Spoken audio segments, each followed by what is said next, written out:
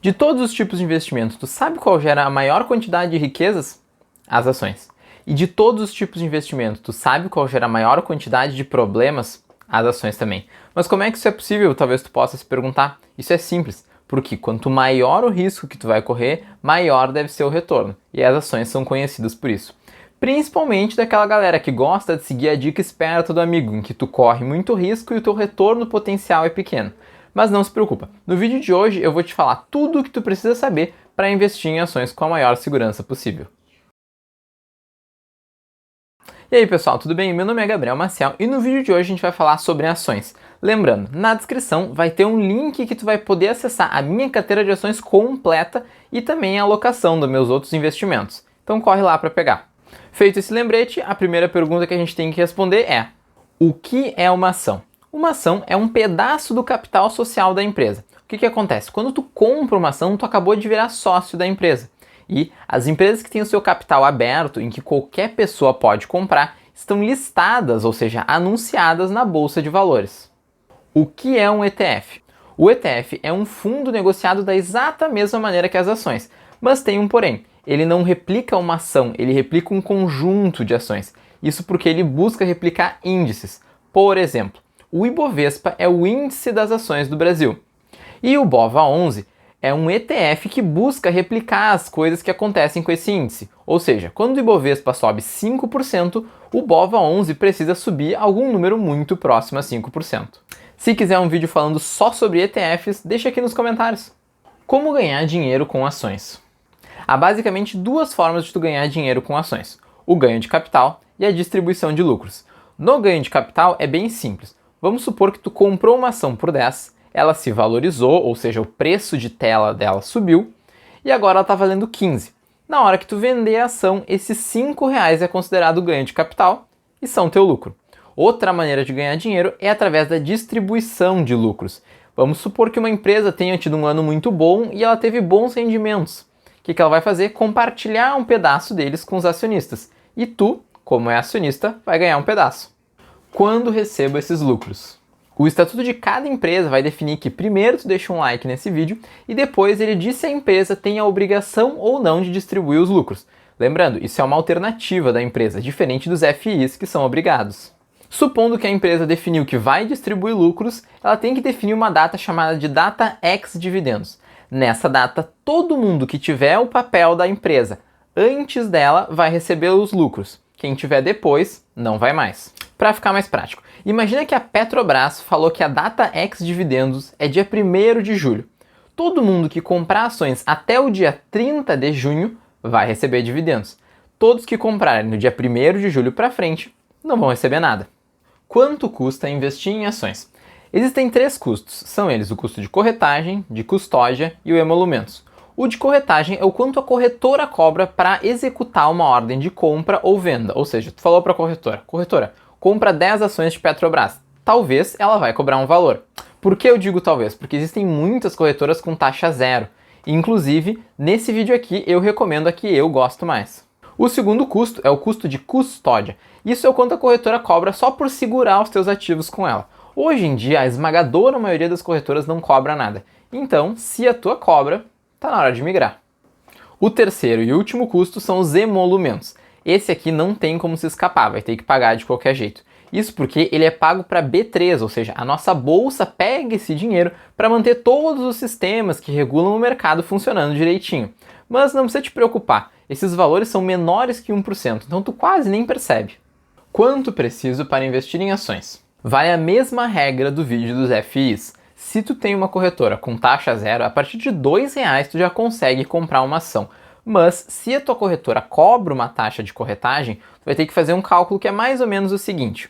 Vamos supor que a tua taxa de corretagem seja R$10. Tu deve evitar fazer ordens de compra ou de venda menores do que 1.000. Isso porque sempre que tu fizer elas, tu já sai com uma rentabilidade negativa. E esses R$10 equivalem a 1% dos 1.000. E 1% negativo é uma coisa aceitável. Se tu tá gostando do vídeo até agora, deixa o like aqui embaixo. Qual a diferença entre swing trade e day trade? Day trade é toda operação que começa e termina no mesmo dia. Se ela se estende para mais de um dia, ela é chamada de swing trade. Lembrando, não tem um prazo mínimo para tu ficar com uma ação. Tu pode ficar com ela de 3 anos a 3 segundos. Como comprar e vender ações? Há duas maneiras, a maneira cara e a maneira barata. Vamos começar pela barata. A barata é tu vai criar a conta em uma corretora, preferencialmente com taxa zero, vai entrar no home broker dela, digitar o ticker, ou seja, o código da ação, quanto tu quer comprar, por qual valor e enviar a ordem. A maneira cara é quando tu cria um intermediário. Tu vai, sei lá, mandar um e-mail ou um WhatsApp para a mesa de operações da corretora e vai dizer assim, ó, mesa, compra 100 ações da Petrobras para mim. Eles vão cobrar, mas por tu ter criado esse intermediário, vão te cobrar um valor. O que é um ticker? Talvez tenha sido a primeira vez que tu ouviu essa palavra. Então deixa eu te explicar direitinho. O ticker é um código da ação. Ele avisa para a bolsa qual é exatamente a ação que tu está comprando. Por exemplo, o Itaú tem as ações Itube 3 e Itube 4. Se tu só dissesse para a bolsa, compra uma ação do Itaú aí para mim, ela não ia saber exatamente qual comprar. Por isso a importância do ticker. Agora, a diferença entre o 3 e o 4, vamos para isso agora. Qual a diferença entre uma ação ordinária e preferencial? Voltando ao exemplo do Itaú, as ações ordinárias têm o final 3, então Itube 3 é uma ação ordinária do Itaú, enquanto as ações preferenciais terminam com 4, Itube 4 é preferencial. Essa diferenciação foi criada porque cada uma dessas ações te dá direitos diferentes. Vamos começar pelas ordinárias. Sempre que tu comprar uma ação ordinária, tu vai ter esses dois direitos. O primeiro direito é o direito a voto. Todo mundo que tem uma ação ordinária na Assembleia Geral, que define, às vezes, até o próximo passo da empresa, vão poder votar. Quem tiver o final 4, não.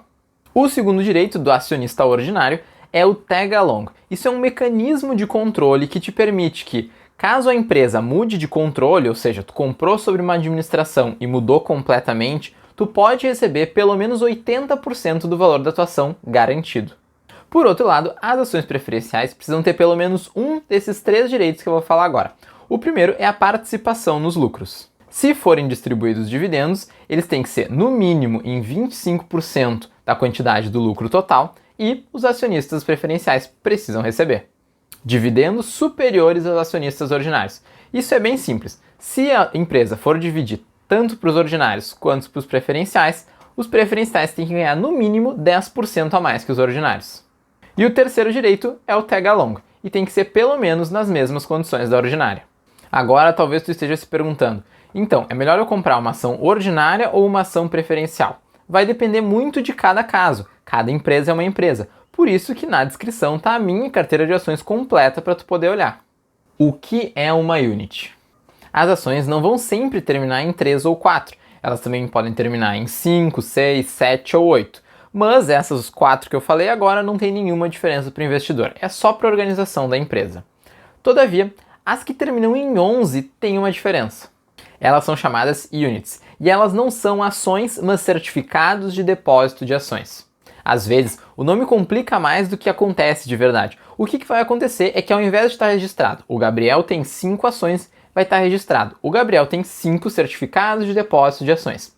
E o que são esses certificados?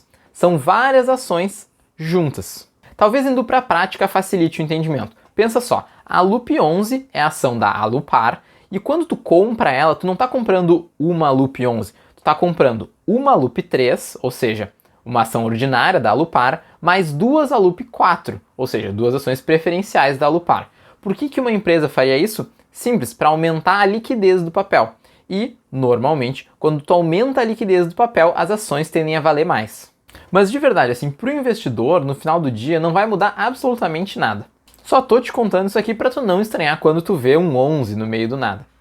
O que é o mercado integral e o fracionário? Há 2 mercados em que tu pode comprar as tuas ações, o integral e o fracionário. O integral tem um benefício dele ser mais líquido, ou seja, tu consegue comprar e vender as suas ações de maneira mais rápida. Mas qual é o custo disso? Tu só pode comprar em lotes de 100. Ou seja, tu não pode comprar 99, 101, tem que ser só 100, 200, 300 e assim por diante. Num exemplo prático, enquanto eu estou gravando, a uma ação de Itube 3 está custando mais ou menos R$25, vamos arredondar para facilitar. Então, se tu quisesse comprar ela no mercado integral, tu teria que desembolsar R$2.500 para conseguir comprar o Itaú. Para os grandes investidores, sem nenhum problema, R$2.500 é troco. Mas para o pequeno investidor fica complicado colocar tanto dinheiro em uma ação só. Por isso que foi criado o mercado fracionário. Nele tu consegue comprar qualquer quantidade entre 1 e 99 ações. Ou seja, com o mercado fracionário tu consegue investir em Itaú com apenas R$ 25. Dois avisos importantes sobre o mercado fracionário. Ele normalmente tende a ser menos líquido que o integral. Então, provavelmente, quando tu comparar uma ação vendida no mercado integral com uma no mercado fracionário, tu vai ver que vai ter uma diferença de preços. E a segunda coisa é que para tu conseguir fazer essa compra no mercado fracionário, tu precisa colocar um F no final da ação. Então, ITUB 3 vira ITUB 3F. Posso comprar ações no mercado integral e vender no fracionário ou vice-versa? Sim, mas sempre respeitando as regras dos lotes. Se tu comprou 100 ações de Itaú no mercado integral, vendeu 5 no fracionário, as outras 95 também vão ter que ser vendidas no fracionário. E se tu comprar 5 de novo, agora tu pode vender no integral. Quais são os riscos de se investir em ações?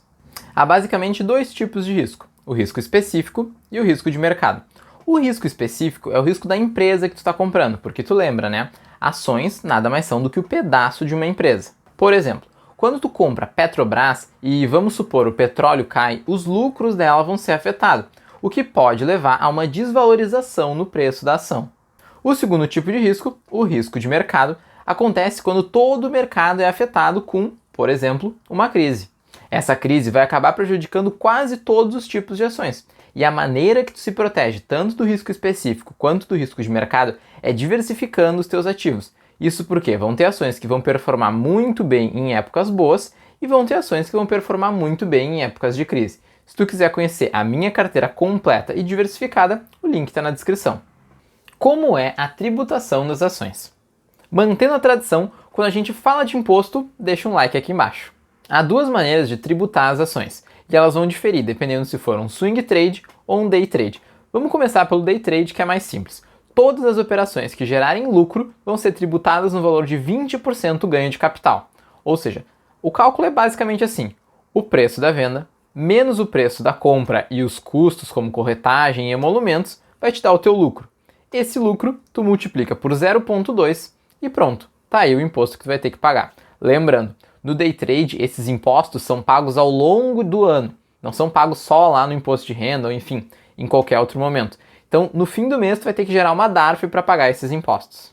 Já quando a gente está falando de swing trade, muda um pouco a história.